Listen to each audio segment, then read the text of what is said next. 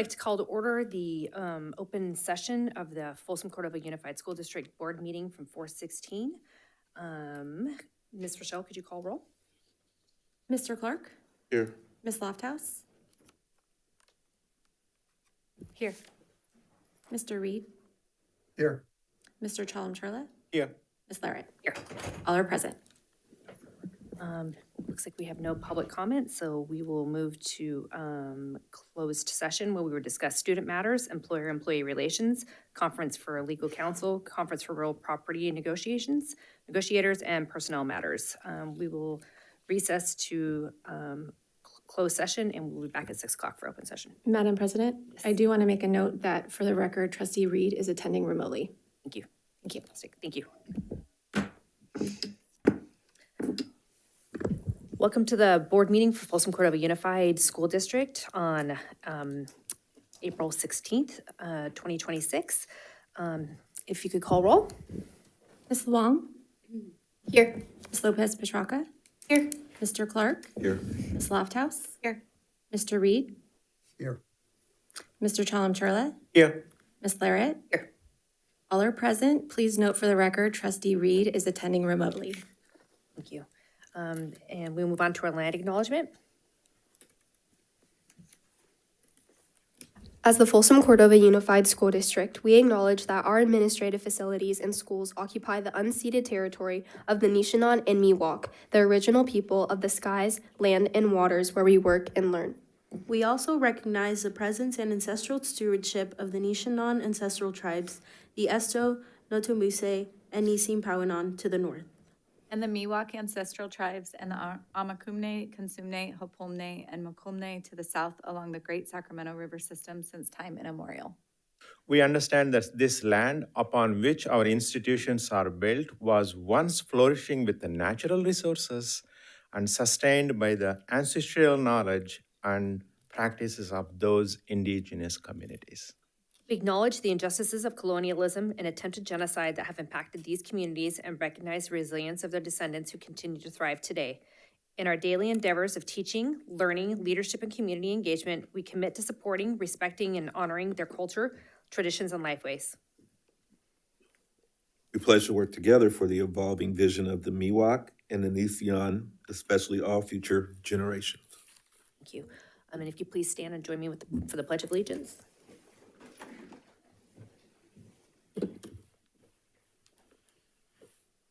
Pledge allegiance to the flag of the United States of America and to the republic for which it stands, one nation, under God, indivisible, with liberty and justice for all. Thank you.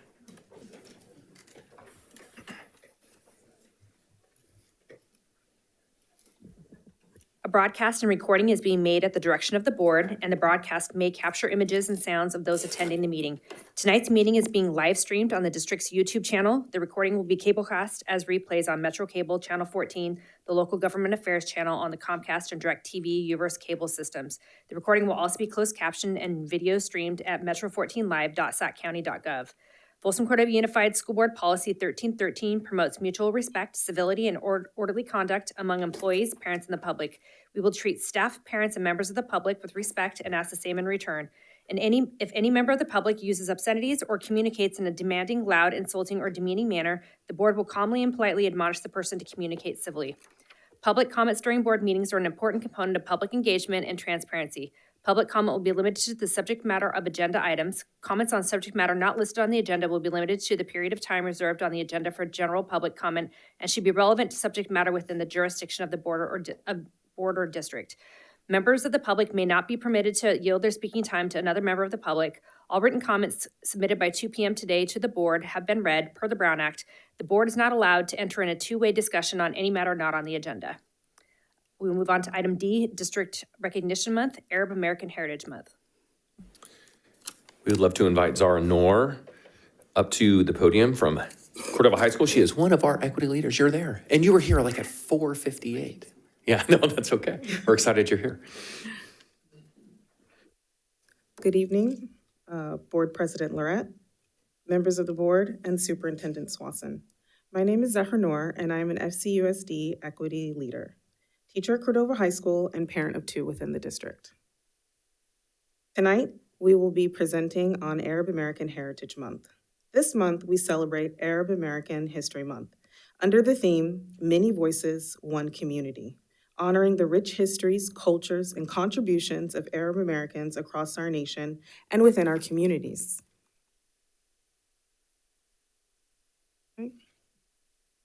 Arab American Heritage Month is formally recognized each April with leadership from the Arab American Foundation.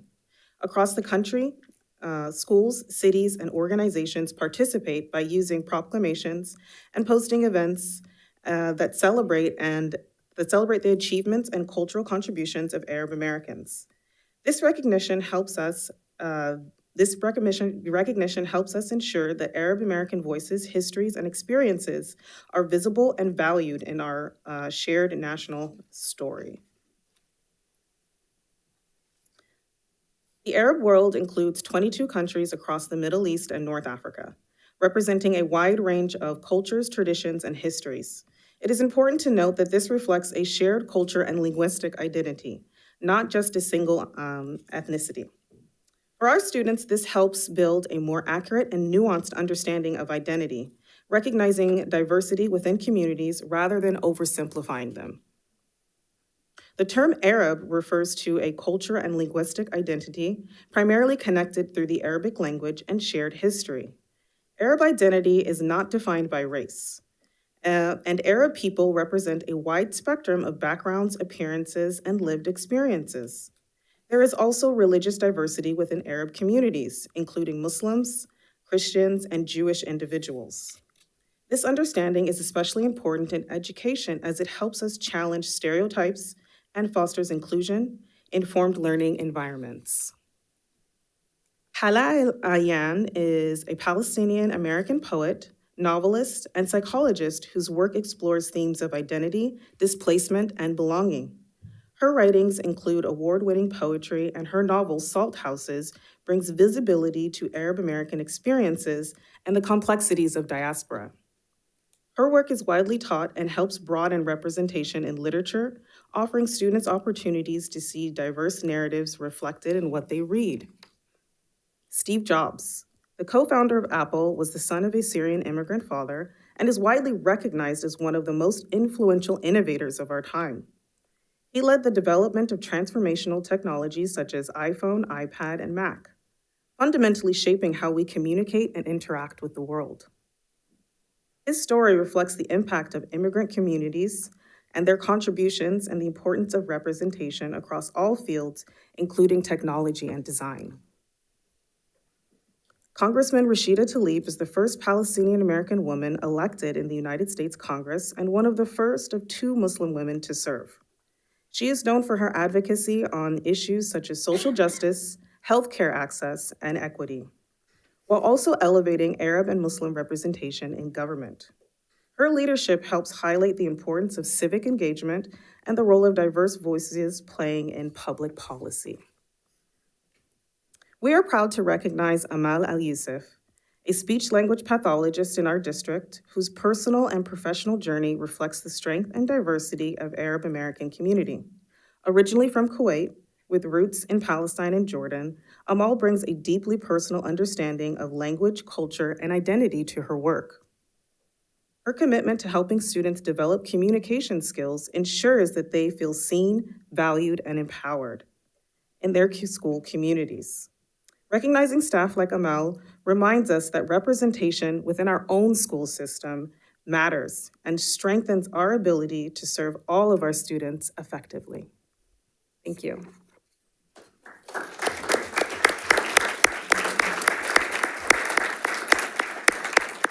Thank you so much. Appreciate that. We will move on to item E, Secondary School Spotlight, Folsom Cordova Community Charter. Absolutely. I see a lot of FCCC swag out there, so we're going to invite all y'all up.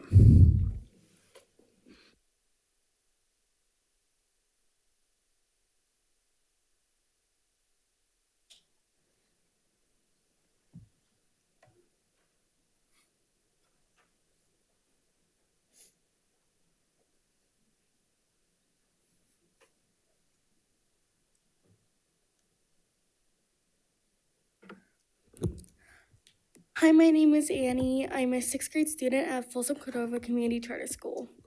FCC middle school students are homeschooled by their parents through our charter.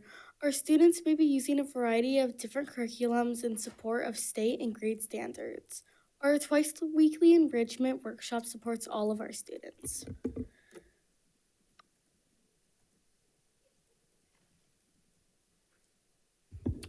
Hi, I'm Gwen and I'm in sixth grade. Weekly Wednesday workshops, math book camp, STEAM, language arts, PE, art, life skills, and crafts, book club, science fair, guest presentations.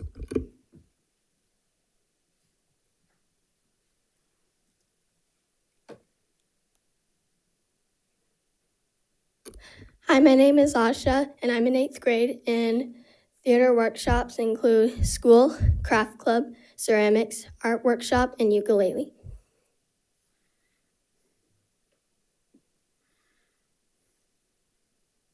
Hi, my name is Harvey. I am in the 7th grade, and some of the FCCC culture includes Kindness Club, D&D Club, Book Club, Spirit Days, and the end of the school year for middle school dance. Some of the field trips we've been on is to the Soil Born Farm, the Crime Lab at the Sacramento County, the IMAX California History Museum State Capitol Tour, the Crocker Art Museum, the PBS KVIE Station Tour, and the Ford's Theater Virtual Field Trip.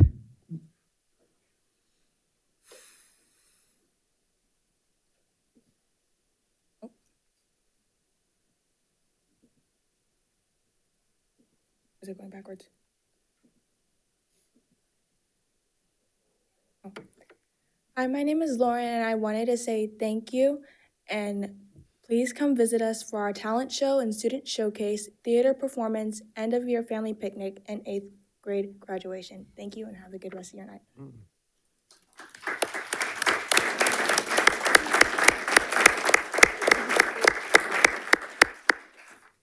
Thank you so much. I kind of have always wanted to go to the crime lab, so I'm really jealous of that field trip. That sounds very exciting. Do we want to take a picture with our young students? We'd love to do that. So if you guys want to come up here, we'll take a picture with you guys.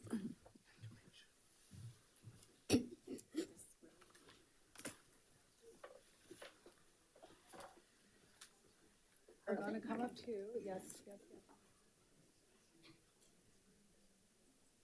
We'll get a picture. Tell you what, let's do one with. Okay. You guys are a homeschool. Yes, of course.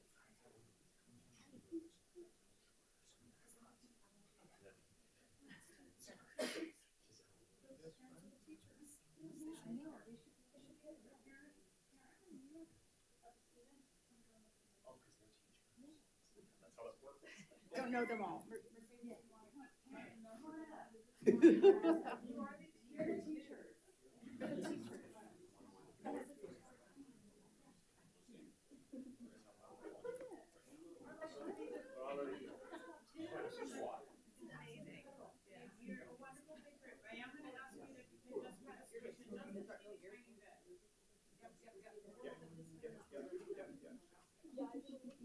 All right, hold on.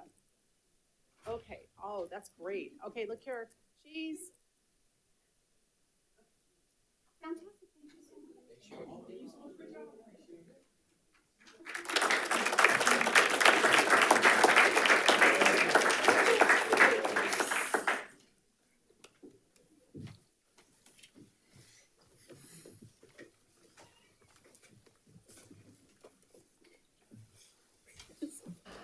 Okay, we'll move on to item 5, which is reporting out of closed session. Nothing to report. Thank you. We will move on to item 6, adoption of agenda. If I can get it. Yeah. Move it. Moved by Mr. Clark, I'll second. second by Ms. Lofthouse. Ms. Luong? Aye. Ms. Lopez Petracca? Aye. Mr. Clark? Aye. Ms. Lofthouse? Aye. Mr. Reed? Aye. Mr. Chalem-Churla? Aye. Ms. Larrett? Aye. Motion carries 5-0. Okay, then we'll move on to agenda consent. Madam President, I would like to pull item I for some discussion, if possible. Item I. We also have a request to pull item F. Approve revised middle school and high school course outlines. I will entertain a motion then approving all other items besides F and I. Move. I'll second. Moved by Ms. Lofthouse, second by Ms. Chalem-Chella. Ms. Luong? Aye. Ms. Lopez Petracca? Aye. Mr. Clark? Aye. Ms. Lofthouse? Aye. Mr. Reed? Aye. Mr. Chalem-Chella? Aye.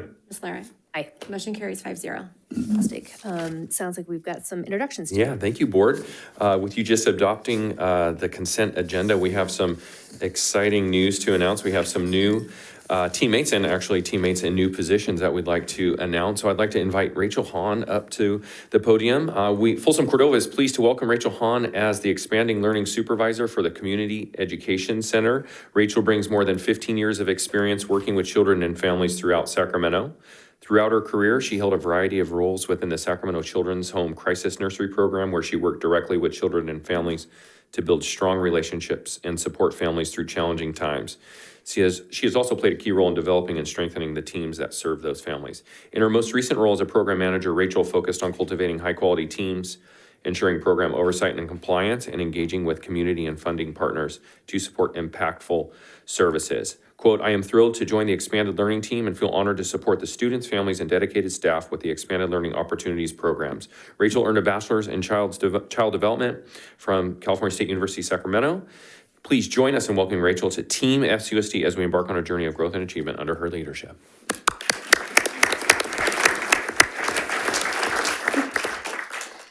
Just want to thank you all for the opportunity. I'm very excited to work with all the kids throughout Folsom and Cordova. Thank you so much.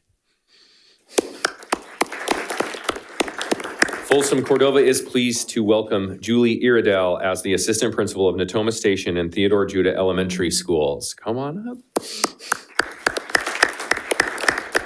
Julie has dedicated 24 years to elementary education, beginning her career in Elk Grove Unified School District before moving to FCUSD with her husband and 2 children. She joined our district in 2013, serving as a classroom teacher, intervention specialist, and most recently as an instructional coach at Navigator Elementary for the past 3 years. Julie has been instrumental in helping Navigator Elementary achieve Level 1 and Level 2 high reliability school certification and California PBIS gold recognition for the last 2 years. She has also served as a mentor teacher and administrative designee for the past 9 years across multiple sites. She is passionate about building strong relationships, supporting teachers, and creating a positive school culture. Outside of work, Julie enjoys spending time with her family, traveling, and being outdoors. Julie holds a Bachelor of Science in Psychology and a Master of Arts in Educational Leadership. Join us in welcoming Julie Iredell as the next Vice Principal at Natoma Station and Theodore Judah Elementary Schools. Thank you so much. I really appreciate this opportunity and look forward to co-leading at 2 different sites next year. So thank you. Thank you. Okay, Folsom Cordova Unified School District is pleased to welcome Dr. Jennifer Sanford as the Assistant Principal serving both Alder Creek and Mangini Ranch Elementary Schools. And your future principals and fan club here.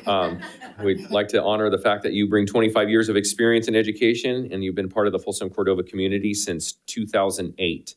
Over the years, you have served in a variety of teaching and leadership roles. Jennifer is known for building strong relationships with students, staff, and families, and for her commitment to creating positive and supportive school communities. In 2025, she was honored as Folsom Cordova Unified School District's Teacher of the Year, recognizing her dedication to students and excellence in teaching.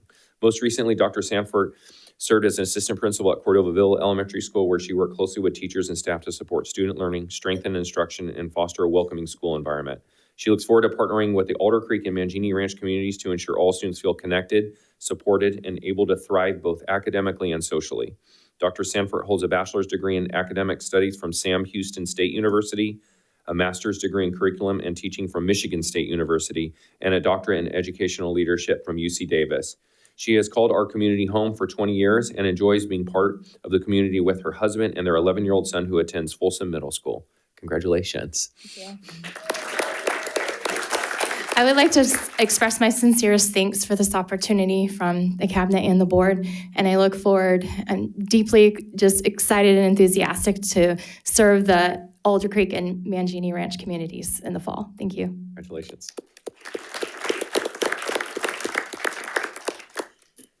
Folsom Cordova is pleased to announce Mrs. Andrea, or quote-unquote Drea, as she's known, fondly referred to as, Rodriguez, as the principal of Peter J. Shields Elementary for the 2026-2027 school years.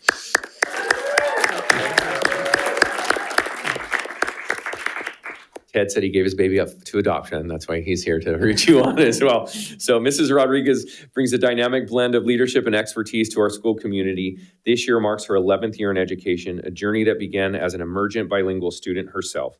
She brings a perspective that deeply informs her dedication to equity and inclusion. Mrs. Rodriguez previously served as a kindergarten, second, and fourth grade teacher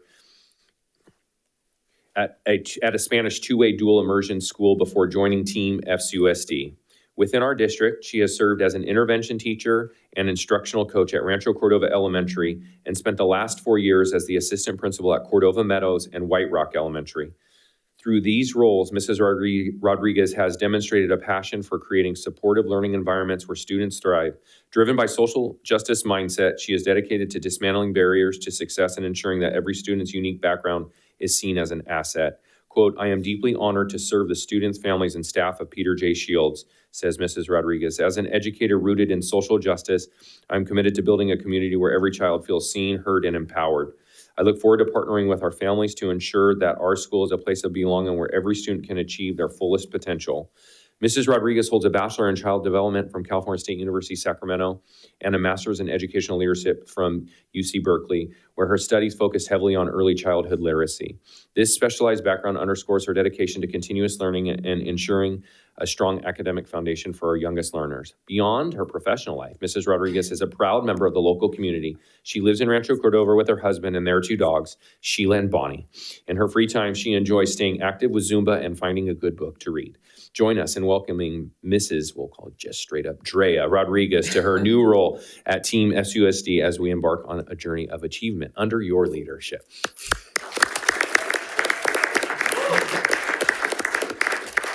I just want to say I'm deeply honored and incredibly excited to accept the position of principal at Peter J. Shields for the 2026-2027 school year.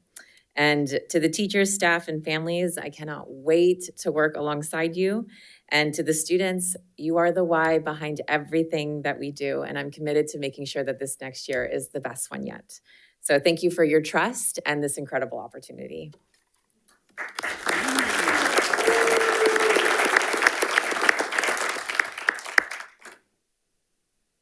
Is that it? We had a lot. Yes, ma'am. Fantastic. Okay, then we will move on to item F, approve revised middle school and high school course outlines.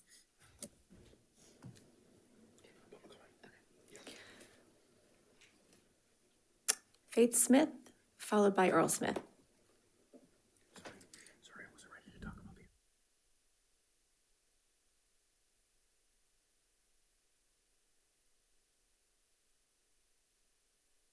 Hi, my name is Faith Smith.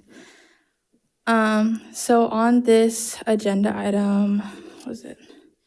F, it talks about the course outlines. And so specifically on here, it talks about the jazz classes for high school. It talks about 3 different levels: jazz orchestra being A band, jazz ensemble being B band, and jazz band being C band. So if there's different levels, you would think that the 3rd level, which is jazz band, would have no audition. Yet in the course outline, it still states that you have to audition or have 2 years of, audition and have 2 years of prior band, school band. So if you have to audition, even though it's the lowest band, then that means that they can still use that to deny you.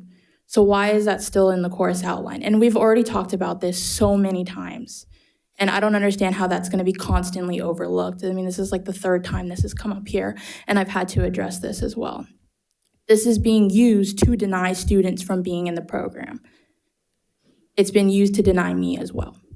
So I don't understand why that is still in there, and I think you guys should re-look into this instead of accepting it and just approving these outlines and pulling that out to go look at that, because this is something we've been talking about for how many years has it been now? It's been like 2 years now at this point.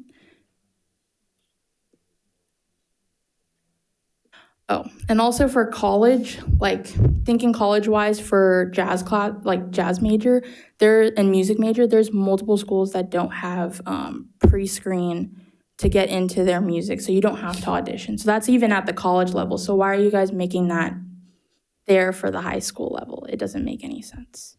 So, yeah. Thank you. Thank you, Earl Smith. Good evening, Board, Madam President, Mr. Swanson. I don't know why she's not gonna, as proud as I am, go Bruin. My daughter's now a Bruin.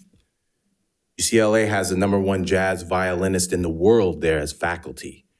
She is Brace Faith. They're like sisters now. She's become the Jesus in my book, Beating the Biased, the district. So the 3 different levels on this F, jazz band. If you read the course description, I love the fact that, first of all, you guys listen, and Ms. Lofthouse, you had the courses pooled a couple months ago, and Lady of Secondary Instruction just seems very open to making changes that benefits the students. The question I've been asking since the beginning, if Folsom High has the #1 jazz program in the nation, what colleges are accepting the students? There's none. Most of the students who continue go to Sac State. There's no pre-screen. There's no audition. We met with Steve Roach. He explained that his program is there as a nurturing program. So if the college levels don't have a pre-screen or an audition, why is it in beginning jazz band? I believe that instead of doing an audition for the beginning jazz band, train throughout the school year, accept all students, all instruments that are taught by the district, and then use that school year and train the students how to audition and to prepare them to audition. I just think would be a great idea. I do like all this changes. I do like the different names. I do like the fact that in the description, it indicates the different levels. I think that is very key. I just hope that there is some education or some training on the principals to enforce the fact that this is supposed to be for the students and not to be a class for the teacher to get an award of winning a festival that doesn't do anything for the student who wants to go on to college and major in music, because their instrument could be a great tool to get into a high university. On her orientation, they encourage, at UCLA, they encourage the music students to minor in something else or even double major. So it's a great tool to get you to that next level or that school you want to go to. Thank you. Thank you, Mr. Smith. Thank you. Comments from the board? Yes, Madam President. Yes. Thank you, Mr. Smith, for your comments on that. I was looking at an email, and I actually think we need to maybe look at some different language, if it's okay with the board or consensus with the board, to maybe send us back. And I'm going to read what I had, and it just says that there should be some language added on the grounds that if the district is teaching the instrument at the 4th, 5th, or 6th grade or middle school, then the student should be eligible to audition and participate with the instruments they learned in those grades, in those grade levels, in any of these jazz high school classes. I kind of think that would kind of set a foundation for those kids that are learning and then have the opportunity to perform at a high school level without the, obviously they'll still have to audition, but maybe we should look at some language to change that. If I can obviously get support from the board to maybe send this back and then bring it back at a future meeting. Thank you. I would want to confirm if there are any more CAC meetings this school year. Because I don't think there are. Yeah. So I don't know if we would want it to be, I don't know. That's my only concern with that. If they do need a course description updated. Yeah, I didn't think about that. No, there's not. So, well, I may be the lone one on this one, but with that being said, I think it should be sent back. Obviously, it can't be. So I will probably be voting no on this. I would say it could be, it just would be But pushing it's it pushing back. it, yeah, So- I totally get it. And the updates that are in there, I think are pertinent too. So I don't know if we wanted to do it like as an interim and then ask that it be brought on the first, because there's nothing that says we can't bring it back again and update it again. But that might be a good solution is approve it tentatively to go on and then ask CAC to put it on Trying at to the change my beginning of the mind. year. No, just trying to be. No, I got you. No, I'm good with that. Yeah. Is there any better options, Swanson? I think that they sort of flush out that probably the best option in an effort to move forward with master scheduling and the course, since there is no CACs for the rest of this year. We could, if the board chose to accept the course description today, it would be under the condition of a further review at the first CAC next year. I'm okay with that. We can make sure. I looked to Dr. Huber for that as well. Does that make sense from your perspective? Yeah, that's exactly what I was going to suggest is to go ahead and approve. And then we do with the condition that next year we pull this again and bring it back through CAC to have this discussion. My question is too, is that why do we have a prerequisite for the lowest level in the first place? What if a student is taking private lessons and because of their schedule, they have other electives that they're doing, but they're taking private music lessons? And then what if they auditioned and they were good enough to be in? Like, why do we have the prerequisite ahead of time To for that? Dr. Huber, yeah.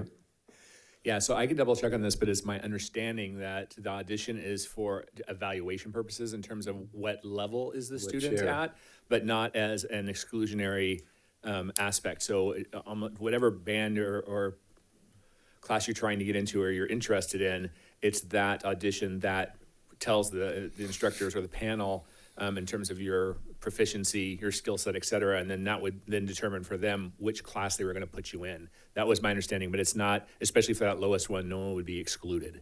So on that lowest level, you don't have to have any like prior music classes at the high school or the middle school?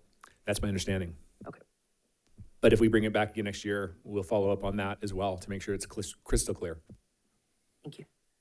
Okay, so fantastic. Okay, with those changes in the air, I guess I will entertain a motion. I'll move. Moved by Mr. Clark, I'll second. second by Mr. Chalem-Chella. Ms. Luong? Aye. Ms. Lopez Petracca? Aye. Mr. Clark? Aye. Ms. Lofthouse? Aye. Mr. Reed? No. Mr. Chalem-Chella? Aye. Ms. Larrett? Aye. Motion carries 4-1. Thank you. Okay, we'll move on to item I, approve job descriptions and salary schedules. Yes, thank you, Madam President. Two of these job descriptions. The first one, the fiscal data analyst, I'd like to request the board permission to pull this from the approval list for further consideration. That's number one. And then the second one is the Director of Connectedness and Wellbeing. On that job description in the second sentence, I think it ends up the third line of the job description. Says this role focuses on fostering belonging, inclusion, and mental health support. And we'd like to change mental health into social emotional learning. So mental health support into social emotional learning. So it would read, this role focuses on fostering belonging, inclusion, and social emotional learning support as essential conditions for learning and thriving. So we're requesting the board accept this today, but with that edit on it as well. So pulling the fiscal analyst for further work and then amending those words on the Director of Connectedness and Wellbeing. Thank you. With those changes in mind, I will entertain a motion. I'll move. Moved by Ms. Lofthouse, I'll second. second by Mr. Chalem-Chella. Ms. Luong? Aye. Ms. Lopez Petracca? Aye. Mr. Clark? Aye. Ms. Lofthouse? Aye. Mr. Reed? Aye. Mr. Chalem-Chella? Aye. Ms. Larrett? Aye. Motion carries 5-0. Okay, we'll move on to item 8, special presentations. Yes, I'd like to invite Mr. Peter Maroon. There you are, Peter. Up to celebrate some of our student athletes and programs here in our district. Well, all of them actually.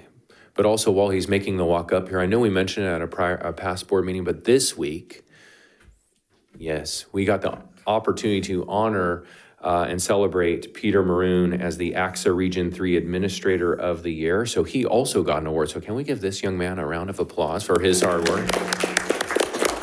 Now that celebration is in the air, Peter, take it away.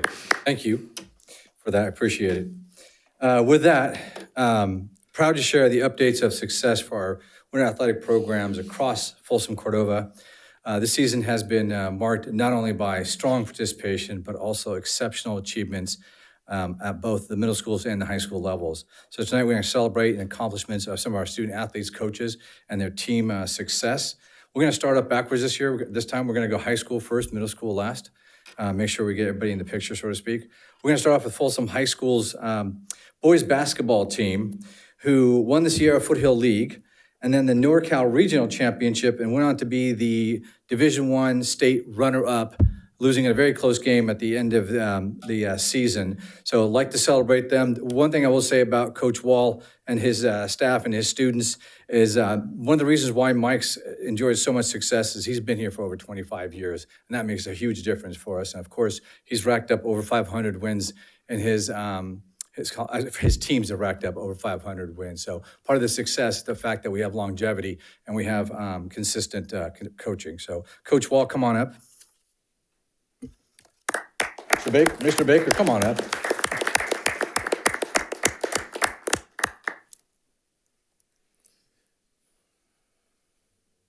I'm going to hang out here for a second while I bring up. We're also going to bring up Folsom High's wrestling program led by Coach Mike Collier. Folsom High's wrestling program was the CIF Sac Joaquin Section Division I dual champions. They had 10 student athletes that went on to the state championship. And again, another example, Mike Collier has been phenomenal, been here for over 25 years, had a national championship, I want to say 2014, somewhere around there, athlete that went all the way through the nationals. And every single year he has produced, the program has produced athletes that succeed at the highest level at the state competition. And part of that is the attraction of the students who participate and the dedication that he puts into it. So Coach, come on up, bring your staff with you and your athletes, please.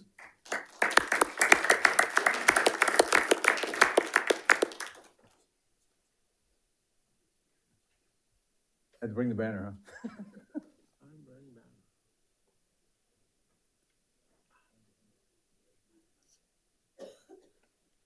We're going to add Vista Del Lago's wrestling program. They are the Capital Valley Conference champs, as well as the CIF Sac Joaquin Section Division III champs, led by Coach Frank Richmond. And again, another example of Frank joined the staff years ago at Folsom High, migrated over to Vista Del Lago, and continued that success and continues to have success at Vista Del Lago. He puts in unreasonable hours. Trust me, nobody wants to put in the same hours he does, but he does a great job. He gets that bought in. He's not doing it for a large amount of sums that we give him, but he's doing it because of the passion for the sport and the kids. So Frank, come on up.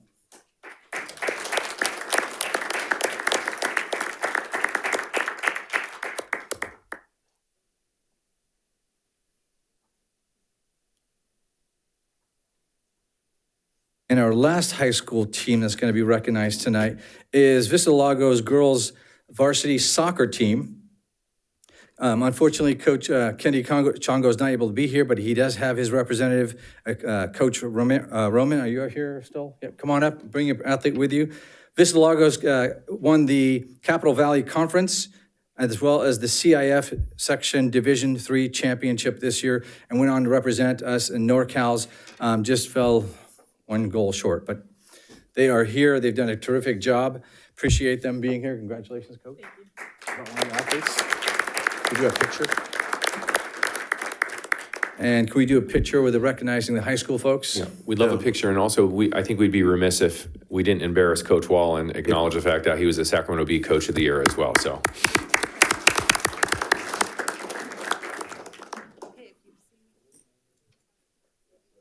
Yes. Tall people in the back.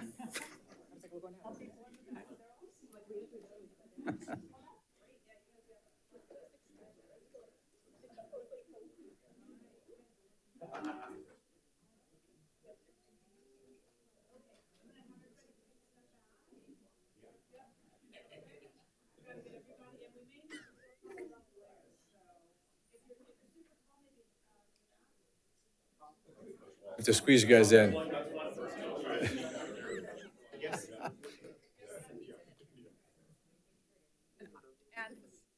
I'm gonna take a couple pictures and I'm gonna ask you to stay so that your family and parents can take pictures too. All right.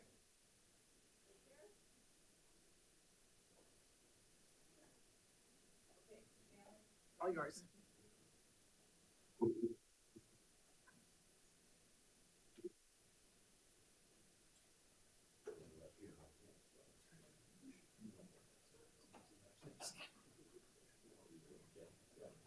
Thanks, y'all.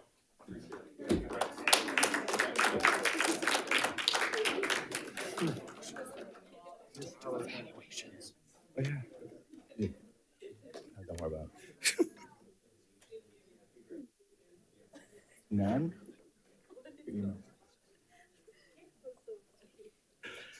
You're welcome. We're going to continue with also our middle schools. Sutter Middle School. Do we have anybody here from Sutter Middle School? Okay. Sutter Middle School, 6th and 7th grade girls basketball team won the league championship. Also, their boys soccer team won the league championship. And then we're going to jump right into Folsom Middle. I'm going to ask Mr. Shields to join me and some of his students. And I don't know if there's a coach here as well. Not tonight? Student athletes, come on up. So first, we have the JV boys basketball team that won the league championship. We also have the girls varsity basketball team that won the championship in a very close game against Mills. It was literally, correct me if I'm wrong, 43-42, came down to the last basket. And we had two of our top athletes on each school.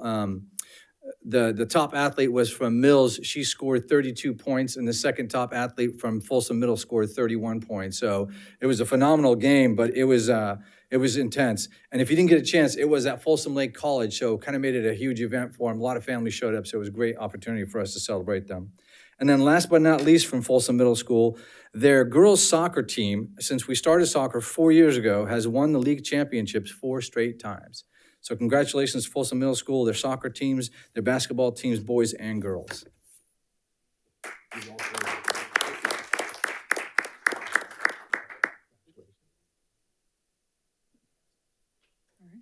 want to get a picture up front with the board? Good.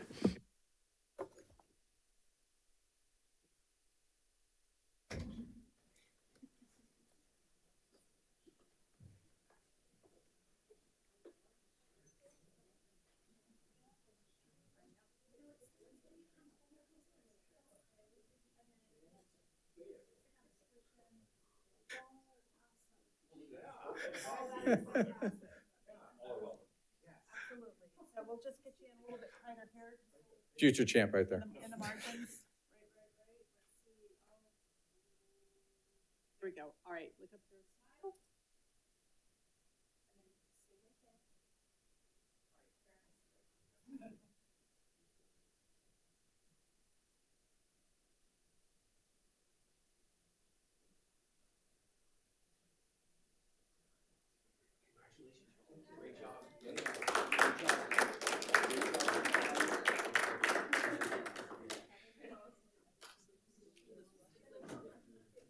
Congratulations, guys.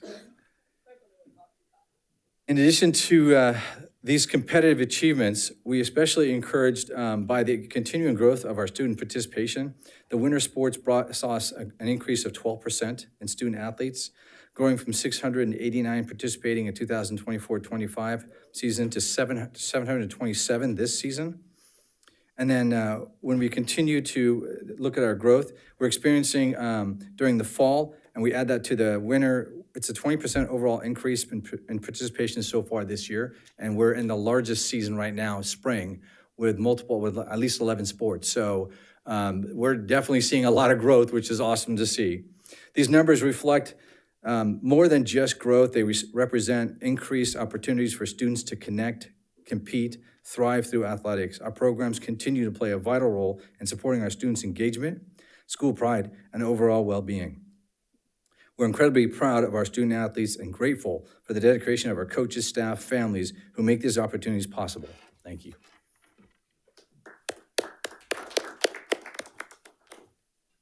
Thank you so much. Okay, we'll move on to item 9, public comment. Time will be given to speakers at the discretion of the board chairperson. The law allows the public to address the board on any matter not on the agenda, but the law prohibits action by the board on non-agenda items. Yes, I'd like to call up Anna, followed by Karthik.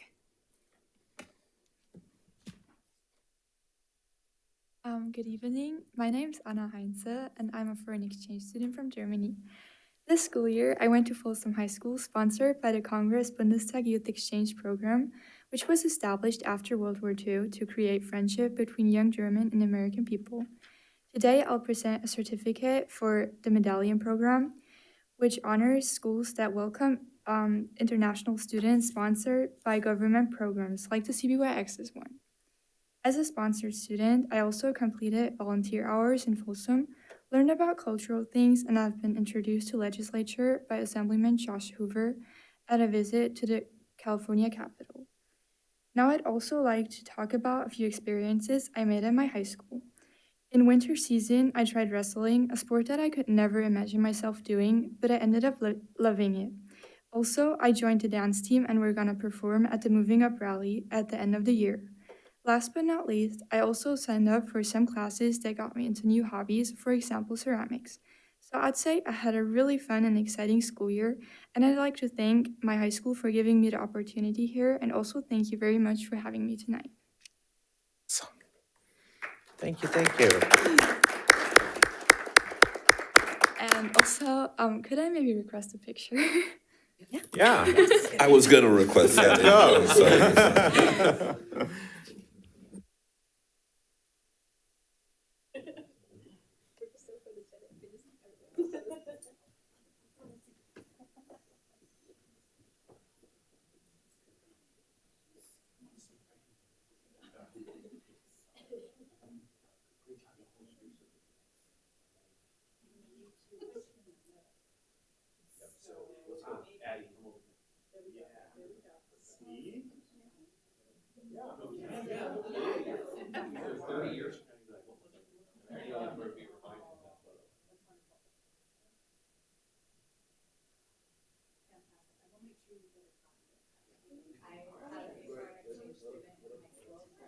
Oh my gosh, oh my goodness, of course. Yes, I've done that for everybody. I know. Please. Oh, so you'll be able to get her that photo? Yes, I'm her coordinator. You're her coordinator? Okay, Yeah, excellent. yeah. Wonderful. Yeah, thank you. Thank you very much. Thank you for having us.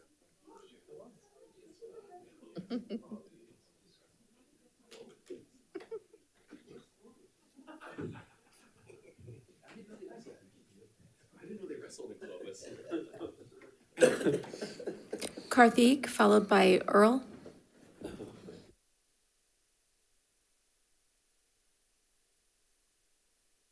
Hello, trustees of the board and Superintendent Swanson and student board members. My name is Karthik Mapin, and I'm a freshman at Folsom High School. If you guys remember me, it's because I was part of student board member Long's coalition to pass her climate resolution. Today, I'm here speaking, asking for another climate resolution to be passed in our district. I want you guys to focus on the climate awareness education in our district. I believe that is currently a bit lacking. As an 8th grader at Sutter Middle School, I traveled to Alder Creek and Theater Judah by myself to present to their elementary students about education for climate. I partnered with the Folsom City to develop curriculum and ended up presenting to about 800 students at those elementary schools. After that, the students came back to me, telling me that they felt the presentation was engaging and helped them understand more about our climate. Until then, they felt like they didn't properly understand what climate change really was. That truly showed me the lack of awareness that is in our district right now, something that I believe must be fixed. So that's where I started to want to develop this resolution. Now, since July, I've been working on developing a resolution that would bridge this gap in our district. I want to emphasize that I'm not only speaking for myself today. I've started a petition on change.org that currently has 129 supporters. This means I'm standing here today on behalf of those 128 other individuals, students, parents, and teachers in our district who have signed on to support the idea of integrated climate literacy in our classrooms. My goal is to build a resolution that fosters environmental literacy and responsible citizenship, ensuring we are not only meeting state mandates like AB 285, but also leading the way in doing so. This topic is deeply important to me and my peers because it represents the world we will graduate into. Your leadership on this topic is vital to us. By supporting climate awareness, you are showing us that the district is committed to equipping us with the knowledge we need to be informed, responsible citizens. While I plan on meeting with other district officials soon to discuss the logistics of this, I wanted to come before you tonight to share this vision and ask for your support as we look toward the future. I've already met with the district lead of science, Ms. Kelly Samuelson, to see if this is really viable and necessary in our district. She came back to me telling me that she believed that this resolution would impact our district positively. Thank you for your time and for your dedication to ensuring our education remains relevant and comprehensive. Thank you. Thank you. Thank you. Earl, followed by Faith. Faith, followed by Earl. Hi, my name is Faith, and first I do want to say earlier, Dr. Huber, you mentioned that the auditions are not for whether or not you get in the class, and they're for placement. It has not been like that at all for as long as I've been involved and know about it, but also as far as I know prior to that as well, which would include the entire 39 years that it's been around. The program's been around for the jazz program. So when you review these course outlines, maybe include that that's specifically what you're talking about for auditions and not that it's just an audition. Because if it's just an audition, then it can get interpreted wrong. And even if you start right, then maybe later down the line, it's going to get interpreted wrong by another person who ends up getting hired or whatever happens. So maybe including that in the course outlines is a good idea, to say that the audition is not for denial, but specifically for which band you're going to be in, and that means that you're guaranteed to at least be in one of the bands. So if you wanted to write that down or type that up so that's aware. And then I also wanted to talk about the breakdown of jazz violin. As you know, I was told that jazz violin, oh, you can't play in the big band, can't audition, actually, is what they said. And it's been like that. I will say that finally for my senior year, they did end up saying, oh, well, you can be in the C band. And that was it. I couldn't be in the A band or B band or even audition to get into one of those. But what I wanted to do is break down, I did apply to 29 colleges, and 25 of those were specifically for jazz violin. So earlier we mentioned about there being no pre-screen and it just kind of being music, and those schools specifically, I will tell you what they were. Was UC, at least that I applied to, was UC Merced, Sac State, UC Santa Cruz, UC Riverside, and Cal State Dominguez Hills. So those are schools that didn't have pre-screen, but still accept jazz violin. Now the schools that did have auditions and did it for, there was jazz violin option specifically. So it's gonna be a long list. UCLA, Johns Hopkins, Peabody Institute, the New School, Chapman, Berklee College of Music, Mount St. Mary's University, LA, Howard, Portland State University, University of Redlands, University of the Pacific, New England Conservatory, Manhattan School of Music, New York University, USC, Cal State Northridge, Stanford, Cornell, Yale, Harvard, and Brown. So those were all schools that have jazz violin options so that you can apply as jazz violin. So why is that not being accepted at the high school level? Not to mention, a lot of those schools not only accept jazz violin, but they will accept any jazz instrument. So not just violin, but you can apply as French horn, which is considered a non-traditional jazz instrument. Or flute is technically also a non-traditional jazz instrument, but that's accepted at the high school, but not these other instruments. It doesn't make any sense. There are a lot of jazz, traditional, like actual the greats are what they really are called, that have done string albums or have used French horn. For example, Miles Davis, if you've heard of the trumpet player Miles Davis, he did an album and it had, I think, like 3 French horn parts. 23 seconds remaining. And if you've heard of Count Basie, he did a strings album. If you've heard of Wes Montgomery, if you've heard of Duke Ellington, these are all people that had jazz violin. If you've heard of Wynton Marsalis, he's alive right now and he's doing jazz at the Lincoln Center in New York. He did an album with Regina Carter, which is who I study under. So these are all people who are considered the greats in the basis of jazz, yet they included strings and they included non-traditional jazz instruments. So why aren't we doing that at the high school? Especially if the school is supposed to be the #1 in the nation. Thank you. Earl, followed by Ryan. Good evening, Board, Madam President, Mr. Swanson. One thing that I forgot to mention earlier on the course outlines is on jazz orchestra, which is the advanced jazz, I would ask that seniors be considered first. It's the last level, especially if a student has gone through all 3 years prior being in a jazz ensemble. It should be up to, they're at that skill level. Based on the CDE, they measure it based on the grade level. But regardless of what they've done previous, that they look at the seniors being in the advanced jazz band first, so they can take advantage of all the opportunities with their peers, because that's important in establishing the community within. There's a lot of growth that happens by the classmates pushing each other. Faith did also get accepted to UC Davis, Mr. Swanson, but she didn't apply for jazz violin. It's biochemistry, molecular biology.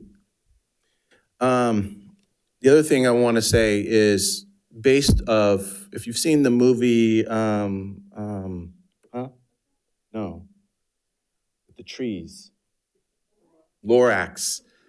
Where the Lorax was threatening the people, if you cut the leers or whatever they're called, there's going to be punishment. Doesn't sound like me. But what had happened at the end, he just left. And that was the punishment. Because he was the person entrusted to take care of the trees or the layers. You know, pushing Faith out of these classes and with their classmates and all the stuff she's gone through. The community lost. I knew how to get to Regina.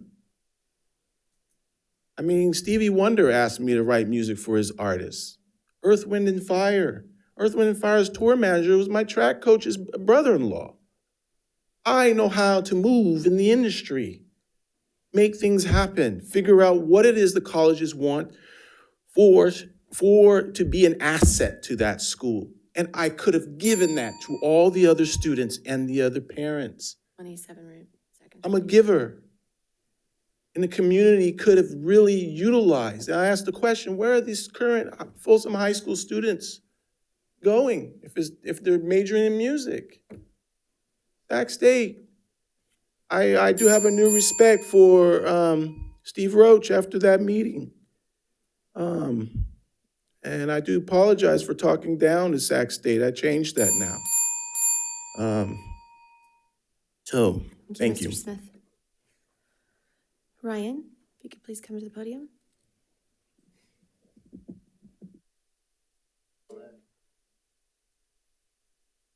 All right, hello, I'm tired. Just did a bunch of writing. Hopefully I'll be able to share it here with you guys.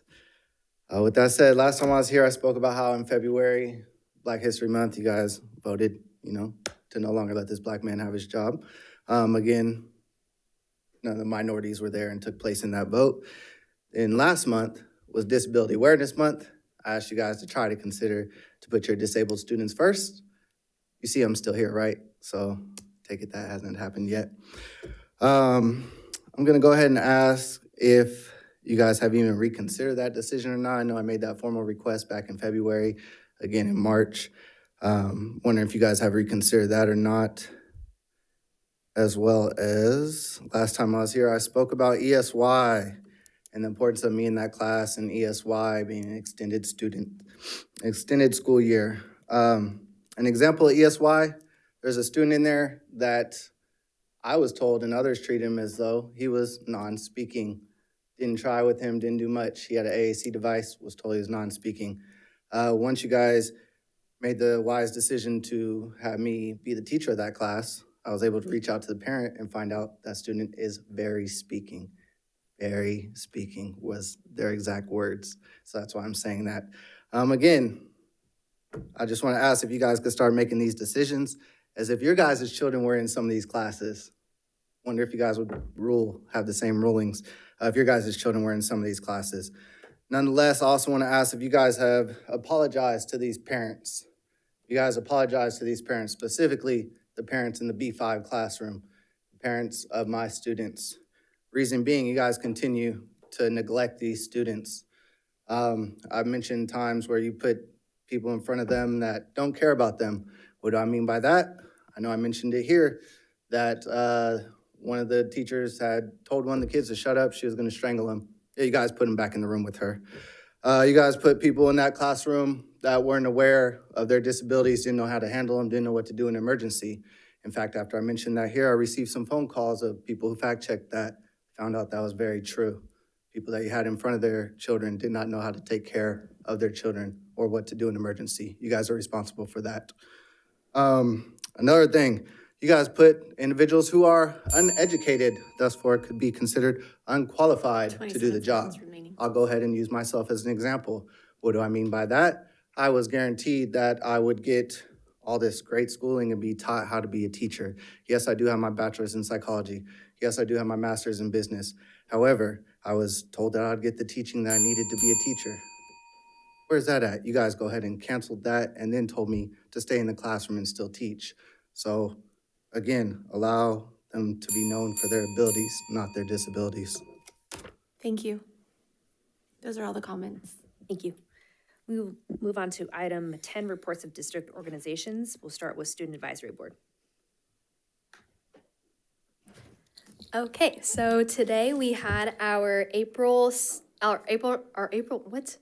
meeting at Kenny High School, and this meeting was basically just focused on planning International Night, and so in the spirit of that, we wanted to emphasize to students the importance of cultural inclusivity and awareness. So we not only tried to talk about the planning of the event, but also why we do this event and the importance of it. And one of the activities we had students do today was we had them do a cultural show and tell. So they split into small groups and they shared about a language that they know how to speak. So they taught their peers how to say a phrase in another language, or they brought something to show to the other students that kind of represented their family tradition or just their culture. And I brought red envelopes to talk, and I talked about Chinese New Year, and I taught students how to say Xin Yan Kuai Lo, which means Happy New Year in Chinese. So that was very fun, and it was also fun just to hear other students' presentations and the kind of traditions that they celebrate at home. And so that was our way of kind of giving students a teaser of International Night and showing them that it matters to share about your culture and also learn about other students. And we also talked about how the board approved ethnic studies as a graduation requirement for high schoolers. And so we were talking to them about the importance of seeing yourself reflected in curriculum and getting the opportunity to learn about other students' cultures. And in addition to that, we filmed a bunch of short form videos to advertise for International Night. And then also, I just wanted to talk about the student board member elections. So for like 2 weeks in April, I believe, we had students vote for their student board member, and we also, specifically at Folsom, we had 5 candidates. So I wanted to shout out Suhani Shah, Priya Mohan, Magna Kohli, Swinakar, and Sam Davies for all campaigning for our student board member position. These students all represented the best of the best. They were very strong leaders and very passionate people, and I just wanted to congratulate them on completing their campaigns and racking up a lot of votes, and it was a very tight election. And we, on the Folsom side, elected Sam Davies as our 2026-27 student board member for the Folsom side, and I think Evelyn's going to talk about the Cordova. Yes, so the Cordova competition was just crazy. At first, we had two candidates, but it ended up just being one. And so the next 26 to 27 student board member for Cordova is Janine Wallace, and they both are going to come for the next May 7th meeting, and that's when we're gonna introduce them to you guys. So we're very excited, and they are too. And then going back to the SAB meeting, apart from International Night stuff, which is on April 28th at the Cordova Performing Arts Center, and I sent a calendar invite to you guys, so that should be good. And so the students also toured the Kinney campus, and they liked it a lot, and they had something cool that Kinney has that most of our schools don't, or I think any of our schools don't have, is a welding class. So they got to experience the equipment and like actually see it in person, which was very cool. And they also mentioned how the campus was very clean, which I also noticed as well. And then our last student advisory board meeting is on May 21st, and it's gonna be here at the boardroom. So that is it. That's all we have. Yes. Thank you. Okay, moving on to California School Employees Association.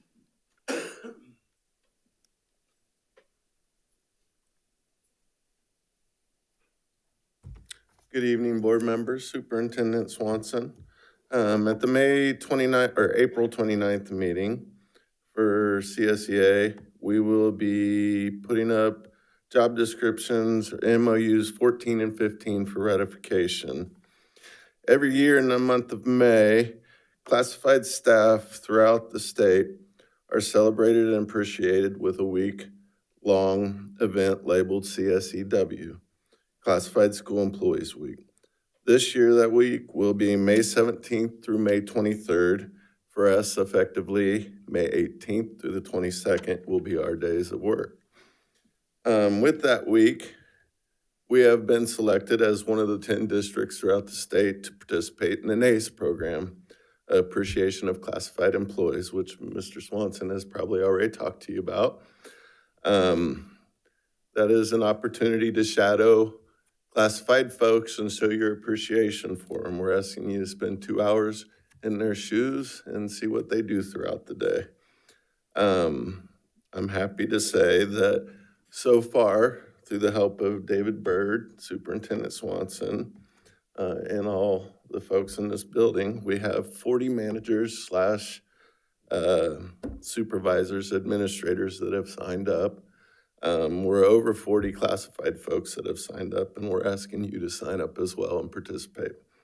It would be a great opportunity for everybody, and it would show appreciation for classified folks who have a tough job at times. That's all I have. I hope to see you guys all in May, and have a good night. Thank you. Okay, we'll move on to Folsom Cordova. Oh, it's not done. Veronica Lane will be sending you all an email sometime tonight with a link to sign up. Thank you. Okay. Yes. Folsom Cordova Education Association. Well, good evening, Board, FCUSD administrators, certificated classified staff, and those who are viewing via Zoom who join us tonight. Okay. This week I have struggled to figure out how FCEA has come to terms with the decision to not join the CTA movement. We can't wait.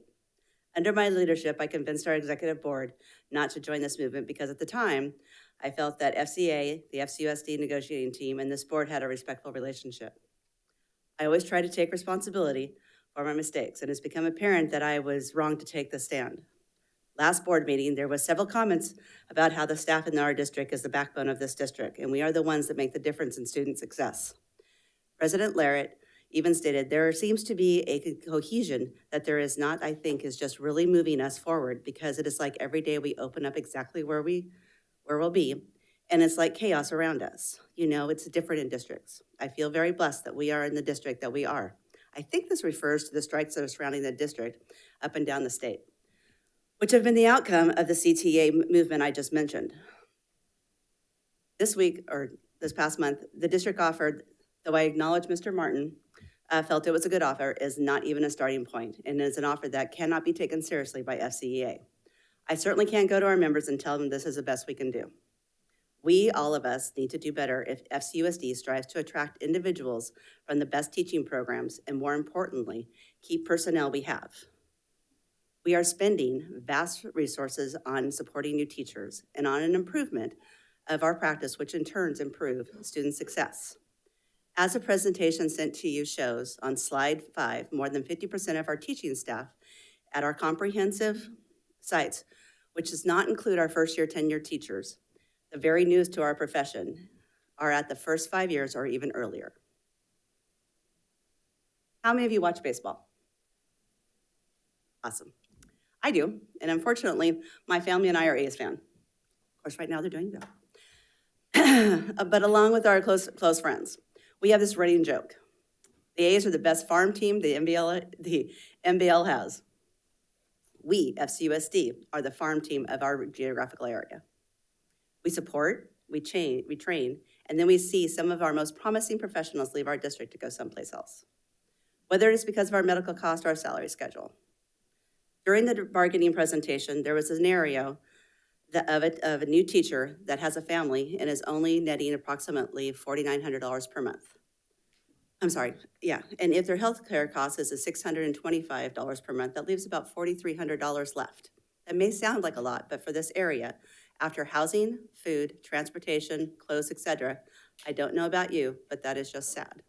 Even a single individual would struggle to live on that in this area.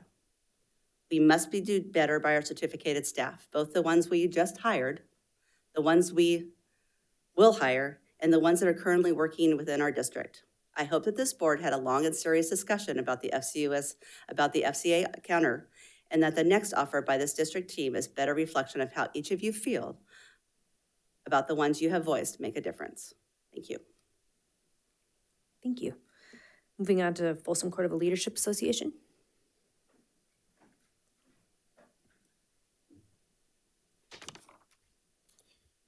Thank you. Good evening. And I'd like to have Peter Maroon join me if he could, please.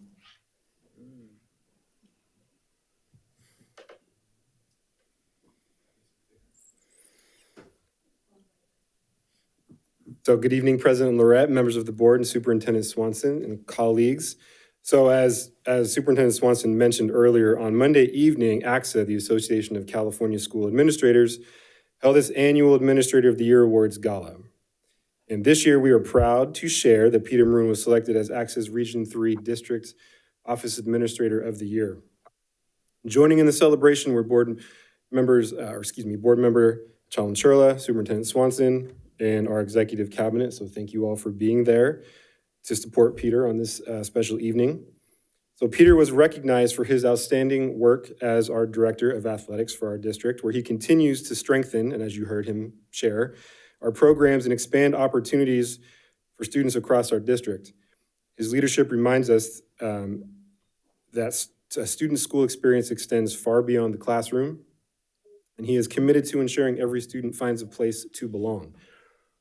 Earlier this year, we heard the word legacy come up, and ACSA's Region 3's theme for the year is growing the legacy, which felt especially fitting that night because in attendance were Peter's daughters and a handful of 5 of us, FCUSD administrators that at one point all worked under Peter's leadership at Mills Middle School as teachers. So while he's honored this year for his achievements, he's left a legacy because of his teaching, his coaching, his mentorship, but most of all, the care for those that he crosses paths with. So we appreciate your time this evening as we recognize and congratulate Peter on this well-deserved honor. Thank you. That was a highlight for me, is having former teachers that I work with. I don't consider them being their boss when I was at Mills. They were my colleagues, and having Jenna and Janine, Keith, Mindy, and Scott there really meant the world. That really did. That was a huge difference. And of course, Kara, a former student, Keith, a former student. To me, it's like a full circle, and that's what we got in this business for, so thank you. He always has to have the last word. Okay, we will move on to board committees. Any reports on the Artificial Intelligence Committee? I don't think it's had a meeting recently. Okay, Budget Advisory Committee?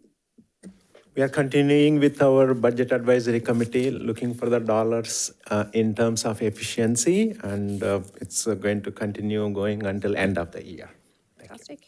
Curriculum Advisory? No reports. Okay. District Facilities? We're having constant meetings. Nothing to really report. I don't think anything that's different. We're just still working through our upcoming projects that we have. And so we're just kind of getting updates on those as they're kind of coming to fruition starting this summer. So we're excited to see once our students come back, we'll be in full-blown construction at several of our sites. Let's see here, Policy Committee. Nope. Okay. I can't remember. I feel like we've had a meeting in between, but nothing came back on this meeting. They're going to come back next meeting. Safety Committee?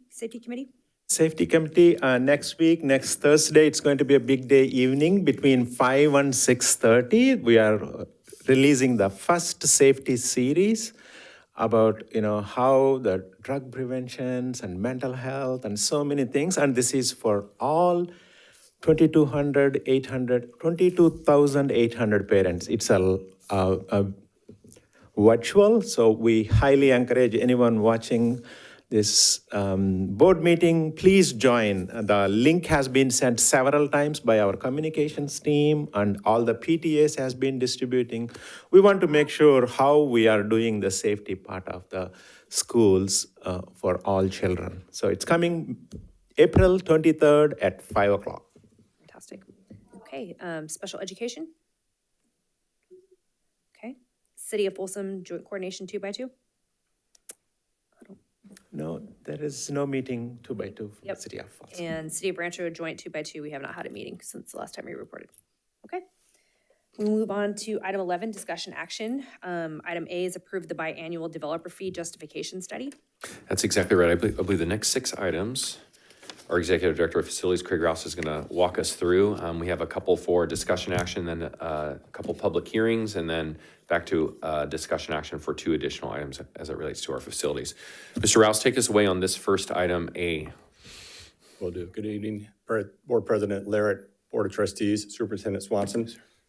Education Code 17620 gives school districts the authority to assess fees for new development within the boundaries of their districts for the purpose of funding construction and reconstruction of school facilities.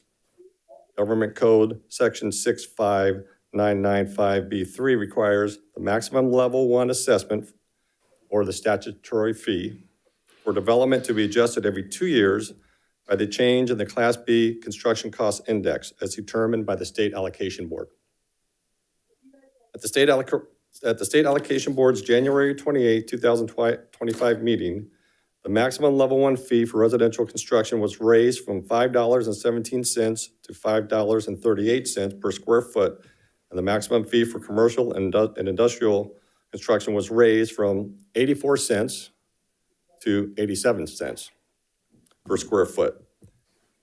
So the residential construction is already being assessed in level 2 fees in the Folsom and Rancho Cordova areas right now. Therefore, this increase will only impact the commercial impact fees.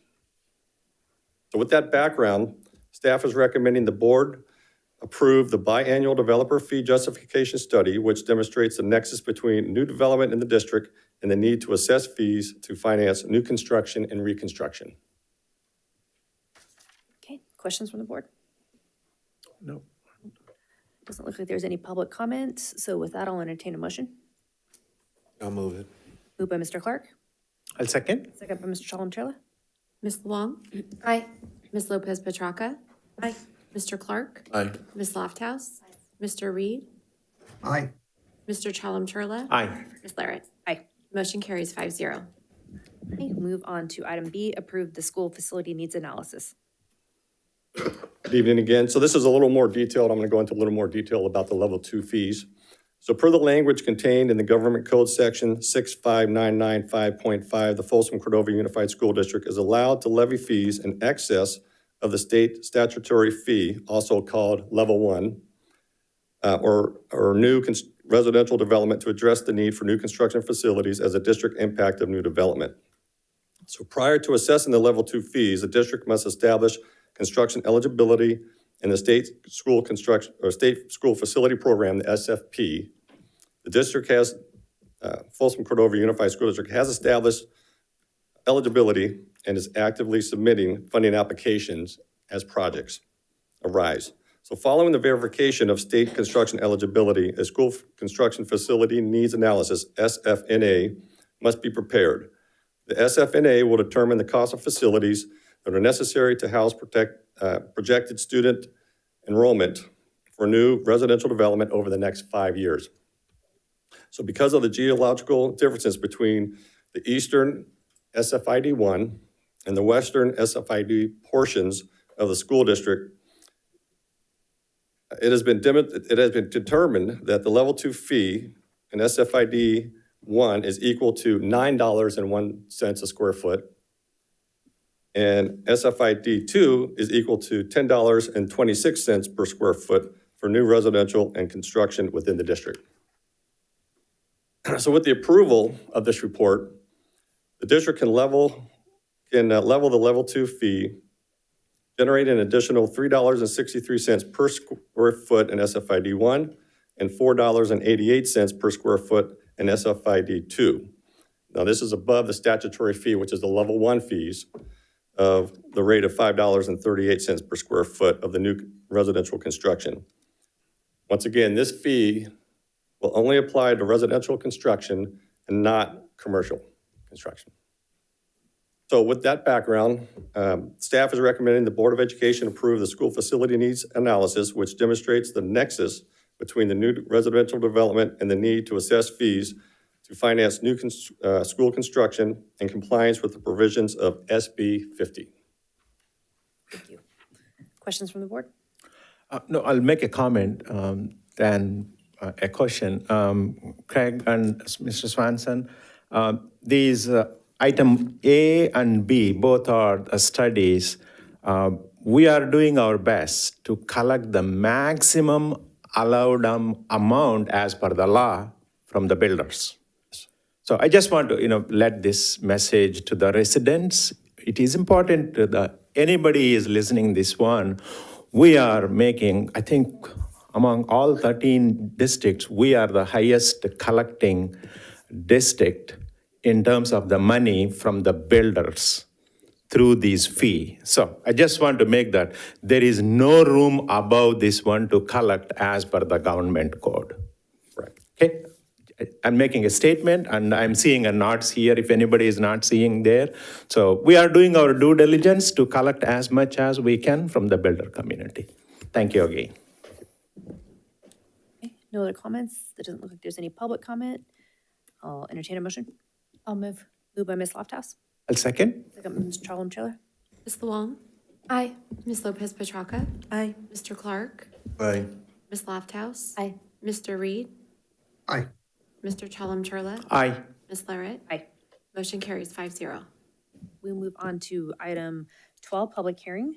Item A, public hearing authorization of the statutory school facility fees per government section 65995.5 and 65995.7. I will open the public hearing.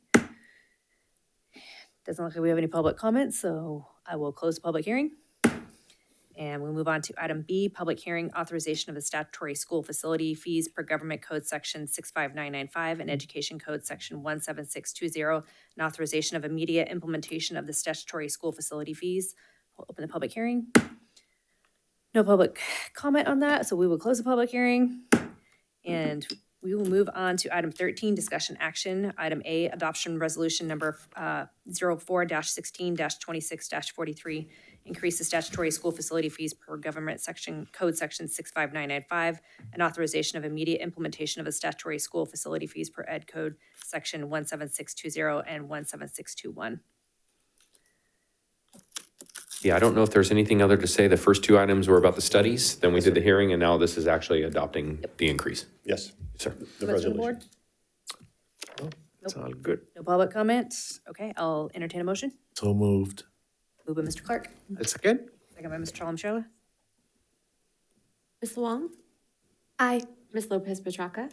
Aye. Mr. Clark? Aye. Ms. Lofthouse? Aye. Mr. Reed? Aye. Mr. Chalem-Sherla? Aye. Ms. Larrett? Aye. Motion carries 5-0. Okay, move on to item B, adoption resolution number 04162644. Establish alternative section 65995.5 fee and alternative section 65995.7 fee. Questions? No public comments? I'll entertain a motion. I'll move. Moved by Ms. Lofthouse, And I second. second by Mr. Chalem-Sherla. Ms. Wong? Aye. Ms. Lopez Petracca? Aye. Mr. Clark? Aye. Ms. Lofthouse? Aye. Mr. Reed? Aye. Mr. Chalem-Sherla? Aye. Ms. Larrett? Aye. Motion carries 5-0. Okay, we'll move on to item C, adoption resolution number 04162645, authorizing the issuance of Folsom Cordova Unified School District, Sacramento County, California, 2026 General Obligation Refund Bond Series A, School Facilities Improvement District Number 3, and actions related thereto. Thank you very much. Thank you, Mr. Rouse, and welcome, Mr. Martin, for the next three items. We'll be talking about our opportunity or the board's opportunity to do some refinancing to save our taxpayers some money on some bonds. So go for it, Mr. Martin. Thank you so much. Good evening, everybody. So this evening, we have a special opportunity to save taxpayers in our community $10 million with regards to refinancing some of our existing bond issuances. On this first slide here, you can see there are 4 series that we're looking to refinance. One from SFID 4, one from SFID 5. So if we remember correctly, SFID 4 is the original build-out area of Rancho Cordova. So that would be pretty much all of our boundary area within Rancho Cordova, down to across to Sunrise, and then all the way down to the line that we meet with Elk Grove, so that area. And then SFID 5 is all the area east of Sunrise all the way to the El Dorado County line, so from our boundaries. And so both of those areas would be seeing an impact of that. And then SFID 3 is the area that is south of Highway 50, east of Sunrise, and that's the SFID 3 area, and you see there's 2 series there that we can refinance. There are certain times from the issuance of our bonds where they're called callable, or where there's an opportunity to be able to pull those bonds back and refinance them with a lower rate if it's available. We've been holding off a little bit. The rates have dropped, and they've jumped a little bit, and we'll see that in a second. But at this point in time, currently, it does look like it would save approximately about $10 million to the taxpayers. And so this would not extend out the length of the bonds. It would only just refinance the term at a lower rate, which would be beneficial for our community and taxpayers. And just so you know, the sale is a competitive sale. I know there was a question on the board about that as well. So here is the interest rate slide. I think if we're looking at refinancing your mortgage or any of those things, right, that sweet spot was mid-February. And then, of course, we had the invasion in Iran and some other activities, and that then spiked interest rates. So we're not quite as good off as we were. We actually started this in January. We were thinking it was going to work out really well, and then rates jumped back up. We do have the luxury of, we're not in an immediate rush, and so we will be taking a look at that and trying to find a sweet spot in the marketplace to hopefully maybe rates will drop some if we get some stabilization in the world market. And if that's the case, then we'll try to jump on some lower rates if possible. But based off of the current rate location, and you can kind of see it's been peaked back up, it is about a $10 million in savings. So this is just kind of the breakdown of savings between each of the SFID areas. The one you're wanting to look at is you can see on the left side in the green, it's about $10.6 million. That is the net savings after all fees and everything with the issuances. And then if you see the rates up there, ideally when you're doing a refinance, you want to have at least a 3% savings, present value savings. And so cumulatively, all of those combined will be about 5%. And so that's what you're looking at there as a net savings for the taxpayers. Timeline-wise, this is assuming a June sale and a closing in July. Again, we're working, there's a lot of economists and folks that are supporting us in this process, our underwriters as well as our financial advisor. So we're just going to try to find the best spot. We're not in a super rush, but we wanted to get board approval so that we have the ability to go ahead and do this financing and resale here, hopefully in the next few months if everything works out. So, questions? All right, so the resolutions that are in front of you, the next three items, one is for SFID 3, one's for 4, and one's for 5. Thank you so much. Thank you. Okay, it doesn't look like we have any public comments, so with that, I will entertain a motion for item C. I'll move. Moved by Ms. Lofthouse, I'll second. second by Mr. Chalmatrella. Ms. Luong? Aye. Ms. Lopez Petracca? Aye. Mr. Clark? Aye. Ms. Lofthouse? Aye. Mr. Reed? Aye. Mr. Chalum-Churla? Aye. Ms. Larrett? Aye. Motion carries 5-0. Okay, moving on to item D, adopt resolution number 04162646, authorizing the issuance of Folsom Cordova Unified School District 2026 General Obligation Refund Bond Series B, School Facilities Improvement District number 4, and actions related thereto. I'll move. Moved by Mr. Chalmatrella, I'll second. second by Ms. Lofthouse. Ms. Luong? Aye. Ms. Lopez Petracca? Aye. Mr. Clark? Aye. Ms. Lofthouse? Aye. Mr. Reed? Aye. Mr. Chalum-Churla? Aye. Ms. Larrett? Aye. Motion carries 5-0. Okay, moving on to item E, adopt resolution number 04162647, authorization of issuance of Folsom Cordova Unified School District 2026 General Obligation Refund Bond Series C, School Facilities Improvement District number 5, and actions related thereto. I'll move 13E. Moved by Mr. Chalmatrella, I'll second. second by Ms. Luong. Ms. Luong? Aye. Ms. Lopez Petracca? Aye. Mr. Clark? Aye. Ms. Lofthouse? Aye. Mr. Reed? Aye. Mr. Chalum-Churla? Aye. Ms. Larrett? Aye. Motion carries 5-0. Okay, and then moving on to item F, approve 2026 California School Board Association Delegate Assembly Runoff Election Vote, Subregion 6B. Yeah, thank you so much, Madam President. As a reminder to the board, in March for CSBA, we ended up sending in 2 nominations for this position as a delegate. The committee then counted those votes and then have returned us the 2 candidates that are up for election. So what's going to happen tonight, and the 2 candidates are Sasha Vogt from Twin Rivers Unified School District and Delia Baldwin, from Elk Grove Unified School District. So tonight, I'm going to hand you an election sheet. Make sure to put your name on it. We are voting for one of these 2 to be a CSBA delegate, and then the majority of the board will be who Rochelle then ultimately sends up to be our nomination or our choice. So how it's going to work, because Mr. Reed is remote, is I'm going to hand you the ballots and pass those down. Fill out your name and then vote for who you want to vote for, pass it down to me. And then once I've collected all the paper votes, I'm going to ask for Mr. Reed to audibly say which one of the 2 members or candidates he would vote for. Rochelle, to my right, is going to mark that on David's candidate sheet and also notate that he made that vote virtually. And then we'll count up all the votes. And then I'll read them off to the board, or I'll read off the total to the board. And we will then send in our candidate. Mr. Swanson, are the student board members voting or not? Not. Okay, because I Not. have one Yep. extra, but. Yep. We still do care about your voices, though. Yeah.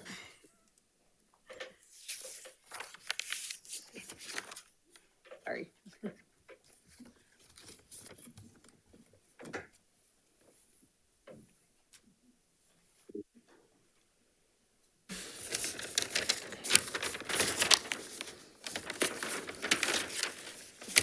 Okay, Mr. Reed, I have collected all other trustees' votes. Who of the 2 candidates would you like to vote for?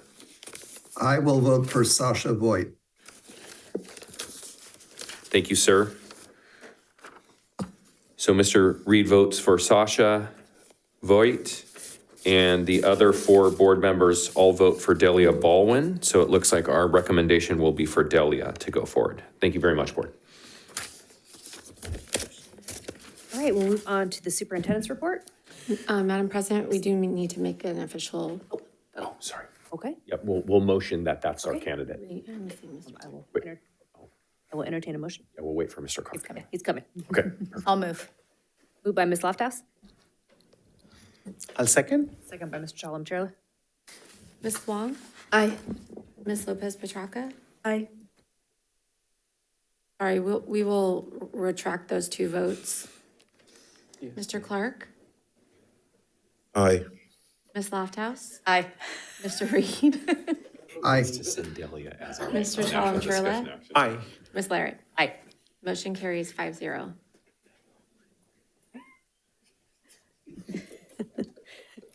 Good thing that's all it was for, right? When in doubt, say aye, Mr. Clark. Appreciate you. Okay, we'll move on to superintendent's report. Yeah, I just have a brief report. First, I would like to mention Dr. Huber ended up messaging me after our conversation about the Curriculum Advisory Committee and the jazz band. We believe that there was not a meeting until the end of the year, and actually that is not true. There's a Curriculum Advisory meeting April 29th, so with the board's permission, we'll just go ahead and accelerate the process of reviewing that and then bring that course description back to the board most likely sometime in May, either the 7th or the 21st. So that's first part of my report. And then the second part of my report, so it's just recently I started, and I don't know why I hadn't done it all year, but I started meeting with Evelyn and Addie to prepare for the board meeting. And Addie gets on yesterday, and Addie's a little sick. You can hear it in her voice. And she's, trying to pick her college. She's trying to finish up her senior year. She's planning international night, and you can just tell it's sort of like weighing on her, right? And she's just like talking to me about motivation. I'm like, Addie, you have come down with what we call senioritis. So, my comment is about this is, if you're a sports fan, this is the fourth quarter or the 18th hole or the 26th mile or whatever. This is the end. We're down to 6 weeks, right? And so this is where, for me, and I know this is going to sound corny, championships are won. So for all of our students and all of our staff, we have a lot of really important high stakes testing coming up, whether it be CASP or AP or IB. We have a lot of things coming up that are really important for decisions for our students to make. And so I just wanted to voice words of encouragement to all of our classified, certificated, and administrative staff, and certainly all our students and our families to, as I say to my daughters all the time, work hard, have fun, and finish strong. And that'll be my report. Okay, moving on to board member reports. Ms. Addie? Thanks, Mr. Swanson. Okay. Sorry, my computer's being slow. So after we met, we finished up, I think it was, it was after we met. We finished up Senior Survivor Week, which is a week to help seniors survive the last few bits of high school and also just celebrate and help us bond. We had a picnic on the lawn, so it was our last recess. So we all just played games on the lawn. We had food on the football field and everything. It was super fun. But then to cap off Senior Survivor Week, we also had a boat regatta. So for those of you who don't know Vista's tradition, we raced cardboard boats made out of cardboard and duct tape across the pool, our newly renovated pool. There was no paint that got on anywhere, so it was okay. But my advisory actually won that boat regatta, which was super cool to watch. And we also won Best in Show and the Titanic Award. So the Titanic Award is getting the most people to sit in a boat without the boat sinking. So I think we fit 20 kids in there. It was pretty impressive. But yeah, we finished Senior Survivor Week, so that was very fun to bond with my classmates. And then we also had Battle of the Bands on March 19th, which was put on by Vista's Contemporary Music Ensemble. And going back really quickly to the student board member elections, we had 1,330 students from Folsom vote for student board members. So I just wanted to shout out all of our candidates again for getting our students civically engaged and engaged in, voting for their next student representative. So that was very impressive. Coming up at Vista, we have our own international night on April 23rd at 6 p.m. in our multi/picnic table area. So I'll send out an invite for that if any of the board members want to come to that. Our student government has been working very hard on planning that, so shout out to them. And so next week, in preparation for that, we also have like a week-long Spirit Week. And one of the days, because it's Earth Day, we're actually wearing thrifted clothing on Earth Day, and my club is also doing a booth. We're doing a clothing swap for that day, so that's gonna be really fun. And we have senior ball at the Grand Pavilion in Sacramento on May 2nd, so that's very exciting. And yes, that's all that I have for Vista. And then, oh wait, one more. Our Vista's Skills USA team went to the state competition this past weekend, and one of our students, she's going to be a senior next year, she's a junior right now, Ananya was elected to serve as the Region 4 Vice President, so congratulations to her. And then also our students, Roshini and Shreya, are both advancing to the Skills USA National Competition, which is super cool. And lastly, like Mr. Swanson was talking about, all the seniors are sending in their commitments. So just congratulations to all the seniors for making it through. And I hope everyone finishes out the school year strong. This is not our last meeting, but yeah. Yeah, thank you. Hey, Ms. Addie. So like Addie mentioned, May 1st is the day where all our seniors are supposed to have their commitments ready for college, including us, so we'll see how that goes. Next question, because that's a really sensitive topic for me right now. But we have IB exams coming up on April 30th, and they end May 20th. So good luck to all the seniors and juniors that have 1 year IB classes. And then we also have class representative elections for the next upcoming school year. And then we finally found out our prom thing, which is Garden of Glamour. And so our prom is gonna be on May 2nd. And we have spring activities on May 1st. And we also have senior sign off. So I think they're gonna have Student Gov is hosting like a big long poster that they have, and they have the seniors come and like paint their hands and stamp the poster. And so they save it for the rest of the school year until we graduate. And then FCCLA is going to state on April 21st, and they're coming back on the 24th. So the annual FCCLA State Leadership Conference is where people compete in a variety of events and attend workshops. Throughout that week, it includes a banquet, fashion show, and displays of all of the members' personal projects. So shout out to our FCCLA program that is awesome, and they also cater for us, so that's also great. And then tomorrow, I guess this happened today because I heard a weird flu is going around. And so a lot of our seniors are getting sick. I mean, I can feel it right here. So I don't know. A lot of us are like probably not gonna go to school. I mean, if you know, you know, but attendance is very important. But you know, when you're sick, you just can't go because you're gonna contaminate the other students. So I don't know. Paging Scott Meyer. I feel it right here. So yeah, that is all I have for Cordova until next meeting. Oh, and this is our third to last meeting, right? Yes. Yes. So enjoy your faces until we leave. Also, sorry, really quickly before the next board member goes, I had one report I forgot.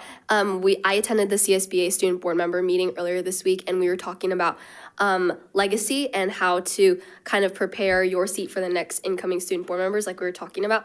And so Evelyn and I are going to. I started working on it a little bit over spring break, but we're going to create a student board member handbook so that our successors will be able to step into this role a little bit more confident about what their responsibilities are and how to kind of navigate being a student board member, because that's something we definitely could have benefited from. And so we hope that this could be an ongoing resource for future student board members to use and add to as they learn from their experiences. So I'm excited about that. Thank you.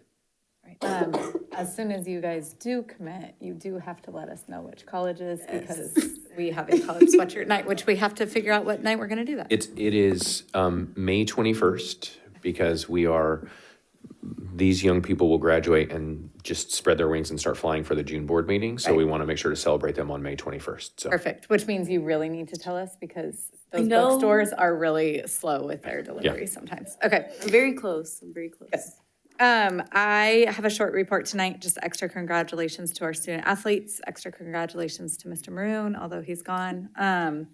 And he still to this day is like, just call me Peter, but I can't because he was my teacher twice in middle school and in high school. So, and the same with Coach Ball because he was also my teacher. So, I guess I do have a small update for the snail race that's happening. The registration has gone out. We do have six schools participating. 2 from Rancho Cordova. Is this right? 2 from Rancho, 3 from Rancho, 3 from Folsom. And so we will be sending 13 students to this great snail race at the city park on May 9th. But if your school is not participating, they still have a youth section where you can join and race your snails. So I will be racing the mayor on Good Morning Sacramento the day prior. So that will also be happening. So, but it'll be fun. The 80th birthday celebration in Folsom, regardless of whether you or not you're racing snails, they have a lot of fun things planned. So, and a dunk tank where we can dunk Mr. Swanson. So that's another benefit to going. And I just wanted to acknowledge the foreign exchange student we had this evening. I got to mention to her, I, as a junior in high school, had a foreign exchange student live with me also from Germany. And while we've stayed in touch and social media makes it much easier too, I get to bring my family to meet her family this summer. So I'm really excited, and that's 26 years ago later that that is something that our family gets to enjoy. So if you ever do have the opportunity to host a foreign exchange student, it is an amazing opportunity for your kids and for your family to get to share those cultures. So that's all. Mr. Clerk? All right. To Board Member Lofthouse, make sure you submit your proposal to CSBA for that snail race. I'm just saying.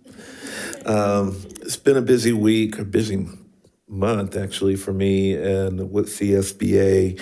And I do understand that the board will be hearing an update on CTAG coming up soon.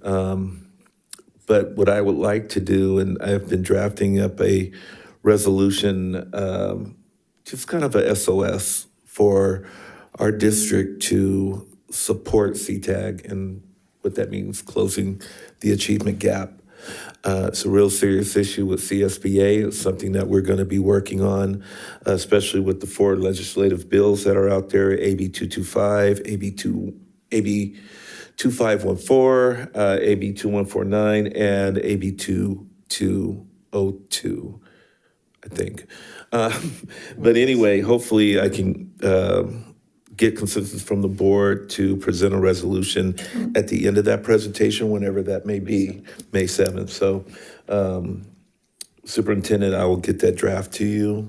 You can take a look at it, make any edits or whatever you want to. I'm actually looking forward to May 6th, Cordova High. It is their senior awards night. At that time, I will be presenting my family memorial scholarship to a deserving student. We're still looking at the applications, but we're kind of close on making a decision, so I'm very excited about that. Last week I did go, was it last week? Yeah, it was last week. I've been traveling. I don't know where I'm at. I did go to the Friends and Family Night at Cordova High, celebrating their winter band and color guard. And it was an excellent performance, really good. So, Mr. Sims, if you are out there, CSBA is waiting for your proposal too. I think it'd be something great to have those students perform. Other than that, that is it for me. Thank you. Mr. Shalom-Trailer? Okay. Mine is very small as well. This month is Military Children's Month. It is especially the military active duty ones out there in the world protecting our country, and they celebrate with the purple.